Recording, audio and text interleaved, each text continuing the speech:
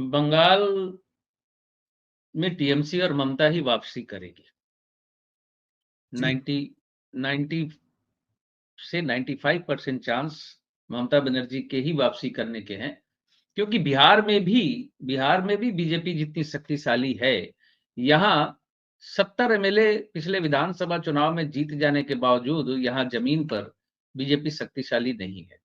कोई लीडरशिप नहीं है, विश्वसनीय लीडरशिप नहीं है।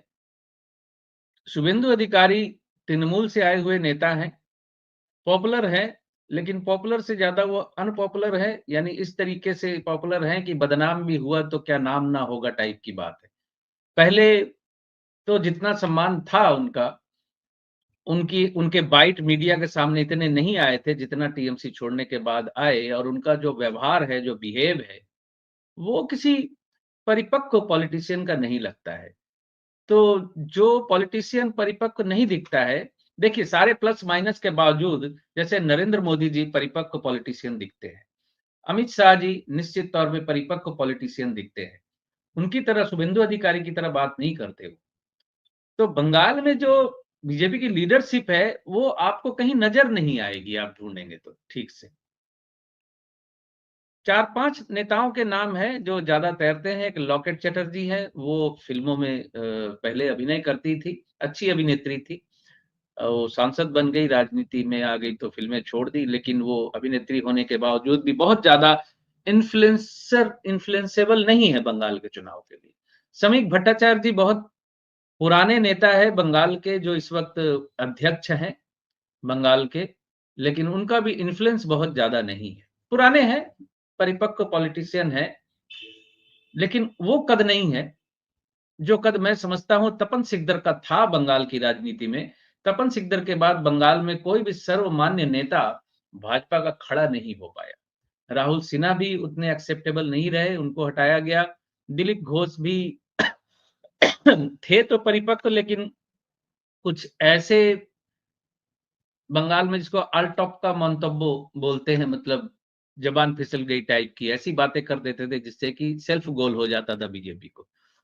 तो कोई परिपक्व राजनीतिक लाइन, कोई परिपक्व लीडरशिप बंगाल में नहीं है। इसका सबसे बड़ा खामियाजा बीजेपी को होगा, और मैं समझता हूं अगले 6 महीने में या 5 महीने में भारतीय जनता पार्टी बीजेपी वहां कोई परिपक्व लीडरशिप खड़ी नहीं कर पाएगी इतने कम समय में। वही बस जोड़ तोड़ की राजनीति थी। पिछली बार टीएमसी के आधे एमएलए तोड़ लिए थे, तो मैंने तो स्पष्ट उस वक्त कहा था कि भाई बीजेपी का अपना वोट कहां है, बीजेपी का कितना परसेंट वोट है यहाँ। बीजेपी 1991-92 में रथ और मंदिर, राम मंदिर लहर, रथ यात्रा की लहर पे सवार होके भी बंगाल में कुछ नहीं कर पाई। 1998 में ममता बनर्जी की पार्टी फॉर्म हुई और वो मुख्यमंत्री बन गई। आपकी हवा जब थी उस वक्त भी क्यों नहीं आप बंगाल में एक्टिव हो पाए। तो लीडरशिप का बड़ा अभाव रहा है यहाँ।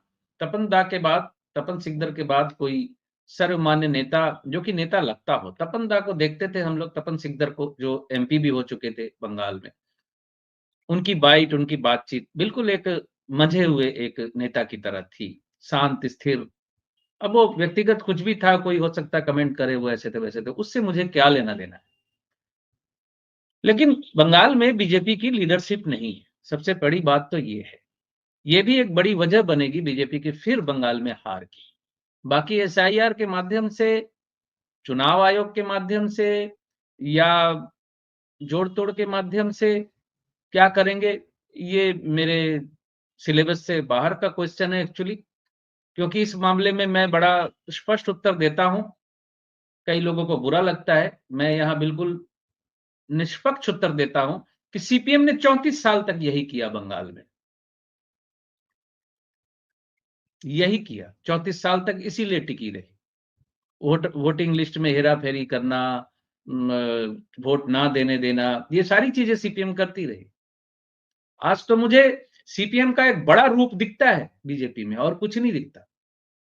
इसलिए मैं बहुत ज्यादा गुस्सा नहीं होता। लोग बोलते हैं मोदी ने चुनाव छीन लिया, अरे भाई सब सब छीन ही रहे थे। कांग्रेस उन अर्थों में थोड़ी अत्यधिक लोकतांत्रिक पार्टी रही है, इसमें किसी को संदेह नहीं होना चाहिए। चुनावी राजनीति में हर व्यक्ति बाहुबल का इस्तेमाल करता ही है। पहले हथियारों से लड़ाई होती थी, अब बैलेट बॉक्स से लड़ाई होती है। तो चाणक्य नीति, मारपीट, जिसको आप समझ लीजिए कि युद्ध, वो तो युद्ध है ही। कूटनीति चाले चली ही जाएंगे, कुछ झूठी बातें उड़ाए जाएंगी। अश्वत्थामा हत अति गज, होता ही है। अश्वत्थामा हत इति गज, वो तो महाभारत में भी हुआ।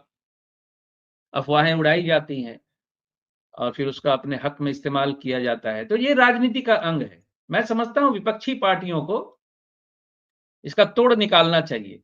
विपक्षी पार्टियां हल्ला तो करती हैं, मोदी ने ये डिसीजन ले लिया, मोदी ने वो डिसीजन ले लिया, लेकिन मोदी जी के लिए हुए डिसीजनों के खिलाफ आपको कोई बड़ा आंदोलन नहीं दिखाई देगा।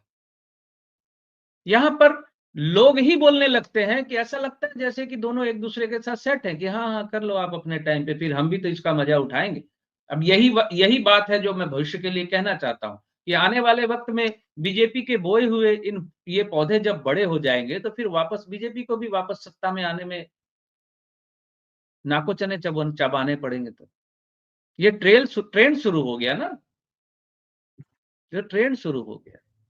हाँ, ये बात सही है कि राहुल गांधी हर तरह से कुछ अलग तरह के एक लीडर बन के उभर रहे हैं। बिहार में चुनाव है, वो यूपी में तो उनके राम प्यारे के न, क्या नाम है उनका, जिसको पीट के मार दिया गया, उनके घर गए जी। हुए हैं। ये बातें भी उठी करे चुनाव बिहार में है और वो जा रहे हैं उत्तर प्रदेश में। उनको तो मोदी जी से सीखना चाहिए कि चुनाव बिहार में है तो बिहार उत्तर देगा पाकिस्तान को। बंगाल में चुनाव होता तो बोलते बंगाल उत्तर देगा पाकिस्तान को। ठीक है, थोड़ी सी तो उनको सीखना चाहिए। वक्त बदलता है, स्ट्रेटेजी भी बदलनी पड़ती है।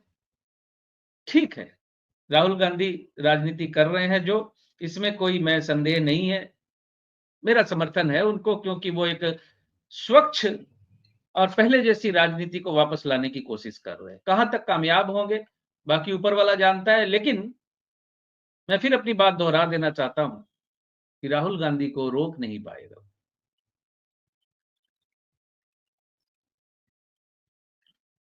एक आखिरी सवाल पे आते हैं, ज्योतिष का क्वेश्चन लेंगे।